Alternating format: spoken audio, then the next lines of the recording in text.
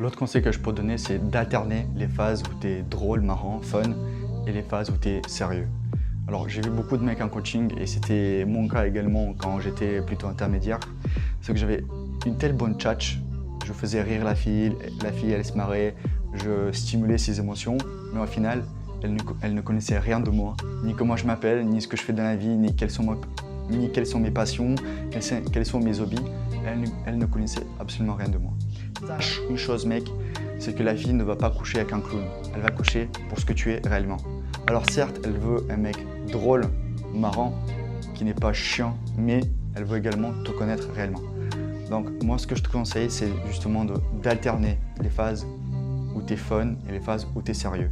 Donc il y a deux extrêmes. Il y a les mecs qui sont uniquement fun, drôles, marrants, haha, hihi, mais ils ne prennent pas le temps d'être sérieux et de montrer qui ils sont réellement. Vous voyez, avoir des discussions plutôt sérieuses. Et l'autre extrême, c'est des mecs hyper sérieux, hyper logiques, qui sont chiants à mourir, qui vraiment annulent la fille et elle a juste envie de dire bonne soirée. Donc ne tombez pas dans ces deux extrêmes-là. Ne soyez pas trop drôle, trop marrant, sans parler de vous, et de l'autre côté, ne soyez pas trop sérieux et pas du tout marrant.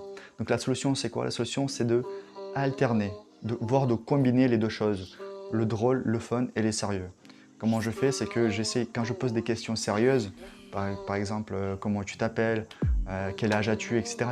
J'essaie de rendre ce genre de questions plus marrantes, plus drôles, en mode vas-y devine quel âge j'ai, ah, je vais deviner ton prénom, tu t'appelles comme ça, ah putain c'est comme ma grand-mère ton prénom.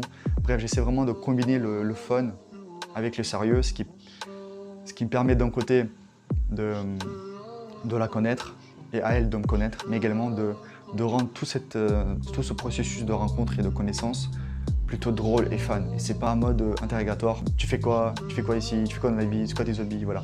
On rend ça de façon drôle et fun en mettant des blagues de temps en temps. Donc la méthode que j'utilise, c'est soit en fait fun, sérieux, ou bien en fait fun, sérieux, fun. Voilà. Vous essayez d'alterner, de combiner les deux choses en même temps.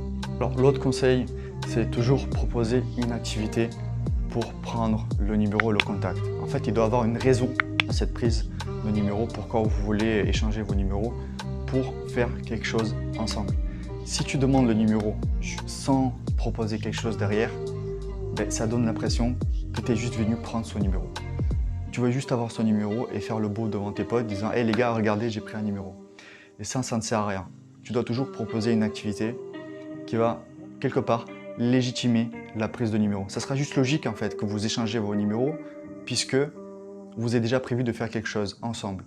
Et c'est là que vient mon conseil, propose des activités par projection.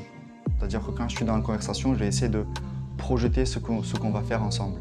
On ira dans un tel bar, on va boire tel verre, un tel jour où il fera beau, etc. Donc je vais essayer de projeter le date dans sa tête, dans son imagination. Ce qui va finalement, quand je vais aller pour échanger le numéro, sera juste logique qu'on échange le numéro puisqu'on a déjà prévu quelque chose de faire ensemble. L'autre chose, c'est que si tu fais ça, si tu projettes le date, tu prévois déjà de faire quelque chose ensemble.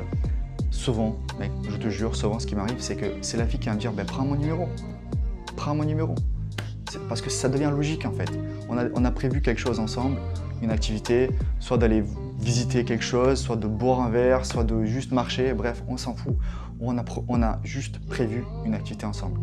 Et vu qu'on l'a prévu, ben, c'est juste naturel que la fille va dire ben, on a pris quelque chose ensemble, ben, prends mon numéro pour qu'on puisse se tenir en contact et on prévoit ça un tel jour et on le fait. Voilà.